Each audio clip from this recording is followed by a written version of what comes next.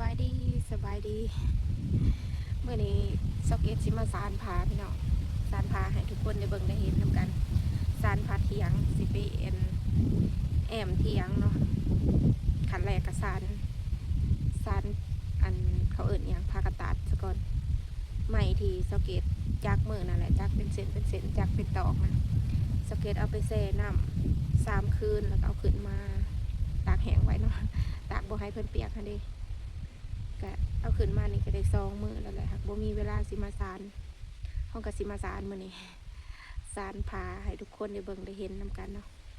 ไปลงมือกันเลย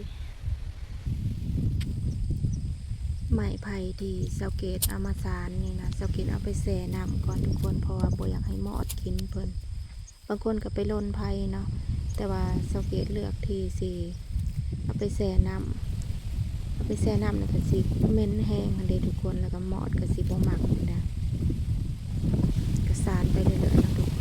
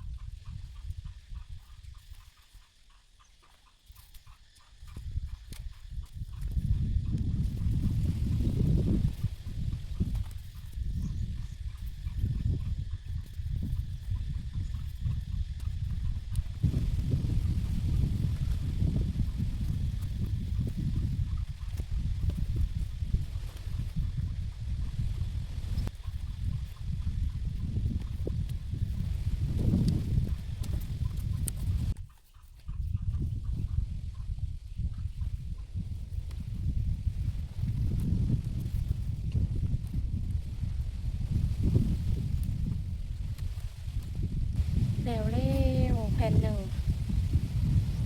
เดี๋ยวเขามาสานแผ่นที่2เนาะแผ่นที่2นี่ก็สิสานเอาไว้บัดเวลาห้องใบตองใส่แล้วเขาก็เสียมาแนบประกบกันแล้วก็มัดให้ได้ทุกคนตอกกันยังเหลือหลายๆสานต่อสานแผ่นที่2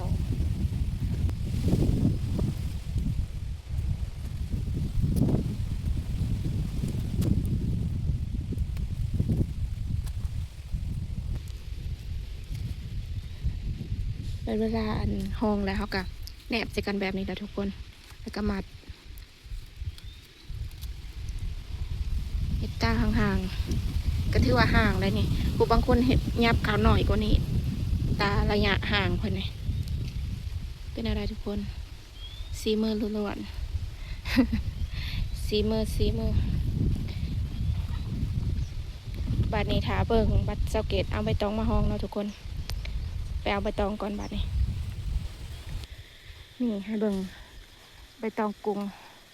เถื่อว่ามีผู้บ่จักต้นกรุงเกิดได้กับดินทุกชนิดเลยไม้กรุงเลยเป็นไม้ที่บ่มีแกนโอ้สูงแท้ๆต้นนี้ใบขาดไปเลย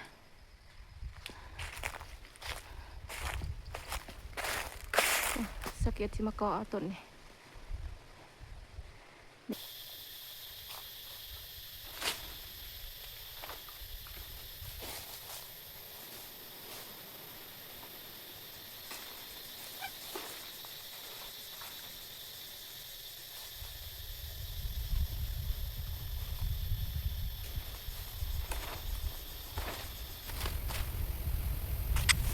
หลังจากที่กอลงมาแล้วสเก็ตก็มาตัดขวัญหรือว่าตัดง่วงเพิ่นออกเนาะพี่น้องตัดเพื่อว่าบ่อยากเอามือตัดอยู่บนอันห้องอันเด็กตัดแล้วสเก็ตก็มาพับใส่ถุงใส่กระสอบเสียมาห้องผาเนาะบอนมาเอานี่ก็ใกล้อยู่ห่างนาพี่แบกก็สิได้แบกเมื่อทั้งไม่สาวทั้งอันกระสอบใบตองและบัดนี้นะสิได้นักเพิ่มขึ้นไปอีกเนาะถ้าเบิ่งบัดไปห้องอีกพี่น้องบัดนี้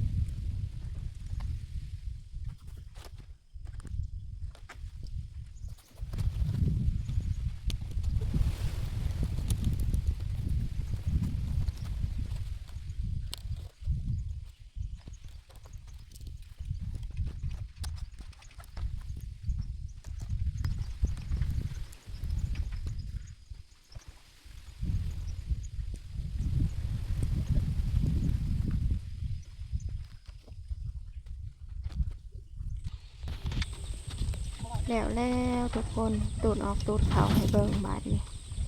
ขอบคุณทุกการติดตามรับชมคลิปของสเก็ตเดอร์ตั้งแต่ต้นจนจบไปก่อนเด้อพี่น้องบ๊ายบาย บ่ได้อวยมาหัน